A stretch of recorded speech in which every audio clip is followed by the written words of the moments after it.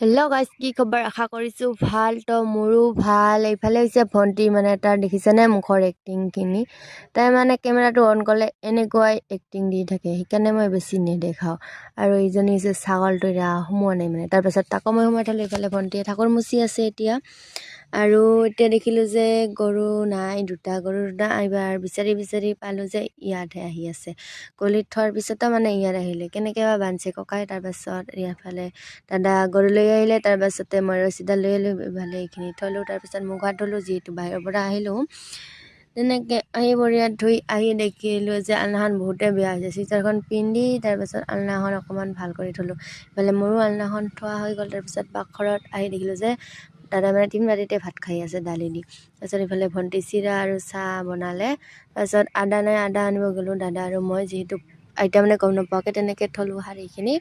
তাৰপাছত এইখিনিও আদাখিনি হৈ গ'ল। তাৰপাছত ককা আহিলে এটা মাছ লৈ, এইখিনি মাছটো তাৰপিছত অকণমান পানীত থৈ চাহ খাই, সেইখিনি এনেকৈ পানীত থ'লোঁ। এইফালে ককাই চাহ খাই আছে, দাদা আৰু ভণ্টিও চাহ খাইছে। এইখিনি জিজি এটা আহিলে, এইখিনি মাছখিনি মানে এনেকৈ থৈছোঁ।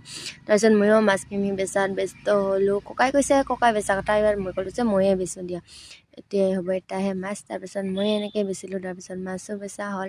ধুই পখালি থৈ তাৰপিছত আহি দেখিলোঁ যে ভণ্টি ইফালে কিতাপ পঢ়ি আছে। তেন্তে আজিলৈ আহিছোঁ, বাই বাই।